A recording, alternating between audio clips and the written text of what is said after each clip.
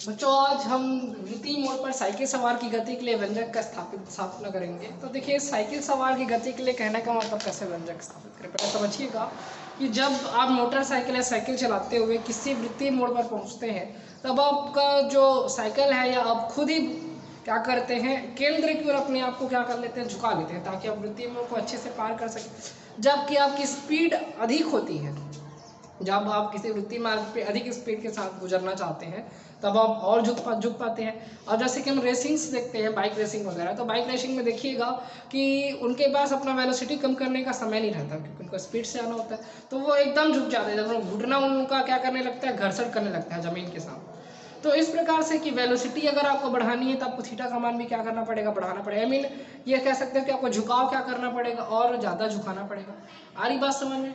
तो क्यों होता है, कैसे होता है, इसके लिए हम सूत्र की स्थापना करेंगे कि वृत्तीय मार्गों को कैसे सुरक्षित पार किया जाए, कौन कौन से फोर्सेस लगते हैं, किन फोर्सेस की मदद से हम बाहर आएंगे, क्यों, कैसे हम अपने वृत्तीय मार्ग क्या कर पाएंगे, सुरक्षित कर पाएंगे, तो वो जानेंगे।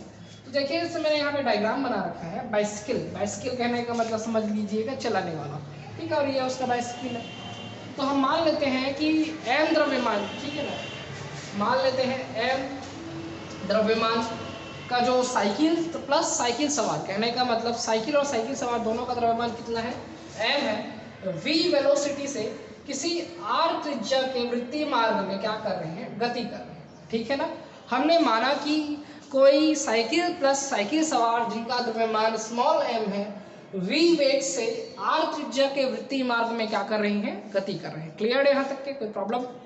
ठीक है, हमने माना कि एम द्रव्यमान का कोई साइकिल सवार प्लस साइकिल वी वेलोसिटी से आर त्रिज्या के वृत्तीय मार्ग में गति कर रहा है, ठीक है। तो इस पर कौन कौन से बल लगेंगे, अतः आरोपित बल।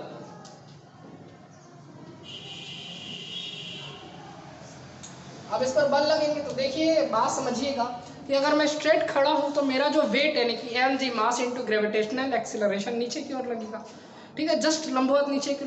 और जस्ट अपोजिट में न्यूटन का थर्ड लॉ है प्रतिक्रिया का नियम, वो कहाँ लगेगा, मेरे ऊपर लगेगा ताकि मेरे वेट को क्या कर पाए, वो संभाल पाए। यानी एम जी के जस्ट बराबर क्या लगता है, कैपिटल आर, अभिलंब प्रतिक्रिया। पर अभिलंब प्रतिक्रिया की खास बात ये होती है कि वो वस्तु के लंबवत लगता है। तो सबसे पहले बल की बात करते हैं। तो पहला बल है जो आपका भार है, ठीक है, भार एम जी नीचे की ओर लगेगा।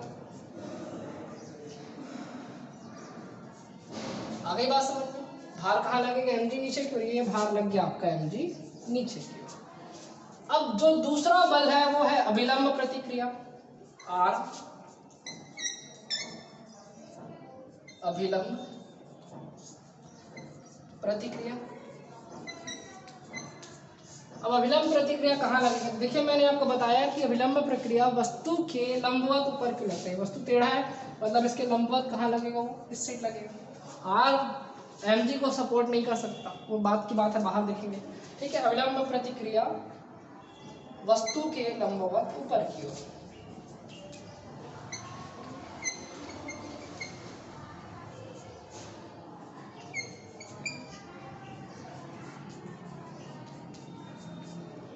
आगे बात समझ में, दो बल हो गए। तीसरा बल है घर्षण बल। तो देखिए घर्षण बल क्या होता है, जब आप किसी वृत्तीय मार्ग में घूमते हैं, मुड़ते हैं, तब जो आपका क्या कह सकते हैं, जो आपका मोटरसाइकिल या साइकिल है वो बाहर जाने का प्रयास करता है, वृत्तीय मार्ग से बाहर। जैसे कि ये मेरा चौक है, स्ट्रेटली ऐसे घूम रहा है, तो ये जाने की कोशिश कहाँ कर रहा है, बाहर। लेकिन जो फ्रिक्शन है वो उसको कहाँ मोड़ेगा, वृत्तीय मार्ग में मोड़ेगा। यही फ्रिक्शन क्या करेगा, आपको आवश्यक वृत्तीय गति को अभिकेंद्र बल भी प्रदान करेगा। तो जो घर्षण बल है वो हमेशा हमारी गति के विपरीत दिशा में लगता है, गति विरोधी बल है। क्योंकि अगर हमारा साइकिल बाहर जाना चाहता है तो हम क्या करेंगे, घर्षण बल को अंदर की ओर लगाएंगे ताकि हमारा संतुलन हो पाए। तो घर्षण बल कहाँ लगेगा, केंद्र की ओर। ये तीन प्रकार के फोर्सेस हो गए। आ गई बात समझ में, मान लेते हैं घर्षण बल,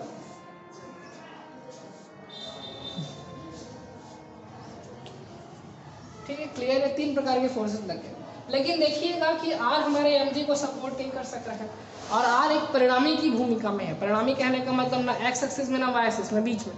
तो ऐसी कंडीशन में हम आर को दो प्रकार के घटकों में वियोजित करते हैं। पहला होता है आर कॉस थीटा, लंबवत, और एक होता है आर साइन थीटा क्षैतिज। अब देखिए r cos theta m g को संतुलित कर देगा और एफ आर साइन थीटा से संतुलित हो जाएगा, और यही एफ हमको क्या करेगा, आवश्यक गति करने है तो विकेंद्र बल प्रदान करेगा। यानी कि एफ इज इक्वल टू क्या होगा आपका M V square upon R, यानी R sine theta is equal to होगा M V square upon R. आ रही बात समझ में? यानी इस प्रकार से हमारा जो डायग्राम हो गया कंप्लीट हो गया। 3 प्रकार के बल लगे हमारे। सबसे शुरू से बताता हूँ कि हमने क्या किया कि वस्तु प्लस जो आपका साइकिल है उसका द्रव्यमान एम है, v वेलोसिटी से r त्रिज्या के वृत्तीय मार्ग में गति कर रहे हैं, तो उस पर 3 प्रकार के बल लगते हैं। सबसे पहला बल होता है उसका खुद का भार जो जमीन के अंदर नीचे की ओर लगता है। दूसरा लंबवत लगता है उसके वस्तु के अभिलंब प्रतिक्रिया और ऊपर की ओर लगता है। तीसरा है फ्रिक्शन जो गति की विपरीत दिशा में अंदर की ओर लगता है। आगे बात समझ में। अब क्या होता है, हम r को 2 भागों में विभाजित करते हैं, r cos थीटा और r sin थीटा। तो बताइए आप यहाँ r के 2 घटक होंगे। पहला r cos थीटा लंबवत, दूसरा r sin थीटा क्षैतिज। ये 2 प्रकार के बल हो गए। ठीक है, आगे बढ़ते हैं।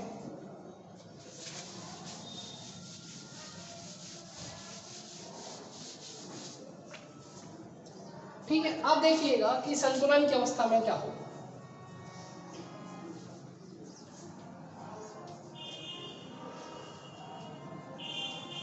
संतुलन की अवस्था में देखिए जो आपका r cos थीटा है वो आपके mg के बराबर हो।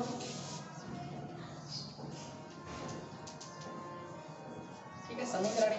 अब मैं पहले ही बता दिया हूं कि आपका जो घर्षण बल है वो आपको आवश्यक क्या देगा, विकेंद्र बल देगा, ताकि आप वृत्तीय गति कर सकें। तो इस कंडीशन में जो आपका r sin थीटा किसके बराबर हो, f के बराबर होगा। लेकिन f क्या है, m square upon r। Then r sin theta equal to हो जाएगा m स्क्वायर अपॉन r इसका समीकरण 2। और डिवाइड कर दीजिएगा समीकरण 2 बटे, तो लेफ्ट हैंड साइड में left hand side r sin theta upon r cos theta m v square upon r upon m m क्या हो जाएगा, कट जाएगा, r कट जाएगा, इधर आ जाएगा आपका tan थीटा बराबर बटे बटा ऊपर चला जाएगा v स्क्वायर अपॉन r। ये हमारे पास एक फॉर्मूला बता चुका। आगे बात समझ में, हमारे पास एक बेसिक फॉर्मूला आ चुका जिसकी वजह से क्या कर पाएंगे, आगे कोरिलेट कर पाएंगे। और समझिएगा कि किस प्रकार से वृत्तीय गति करना संभव है। ये डायग्राम हमारे पास एक फॉर्मूला है, tan theta is equal to v square upon r। यानी वेलोसिटी आपको अधिक करना है तो आपको झुकना भी, एक tan थीटा हमारा झुकाव है, क्या है tan थीटा, क्या है हमारा झुकाव। हमको कैसे कितना झुकना है, कब झुकना है, इसकी झुकाव। तो अगर आपको देखिए tan theta is proportional to v square, क्योंकि ऊपर ऊपर में दोनों, then tan theta is inverse proportional to 1 upon r। I mean r के क्या है वो इसमें इनवर्स प्रोपोर्शनल है। ठीक है, 1 अपॉन r के प्रोपोर्शनल है। तो अगर वेलोसिटी आपको अधिक रखनी है तो झुकाव भी आपको अधिक रखना होगा। ठीक है ना, आपको अगर अधिक वेग से बढ़ना है तो आपको झुकाव भी क्या करना पड़ेगा, अधिक रखना पड़ेगा। और दूसरा r और tan थीटा एक दूसरे के अपोजिट डायरेक्शन में है। मतलब r क्या है, किसी वृत्तीय मार्ग की त्रिज्या, अगर कोई बहुत बड़ा वृत्तीय मार्ग है तो वहां पे आप झुकाव कम रखे बिना वृत्तीय गति को क्या कर सकते हैं, पार कर सकते हैं। मतलब अगर ये अधिक है तो इसको कम कर सकते हैं, अगर ये कम है तो आपको इसको अधिक करना पड़ेगा। यानी कुल मिला के अगर वेलोसिटी अधिक रखनी है तो आपको झुकाव भी अधिक रखना होगा, और यदि वृत्तीय मार्ग की त्रिज्या अधिक है तो आपको झुकाव कम कर सकते हैं। तो इस प्रकार से आप वृत्तीय मार्ग को सफलतापूर्वक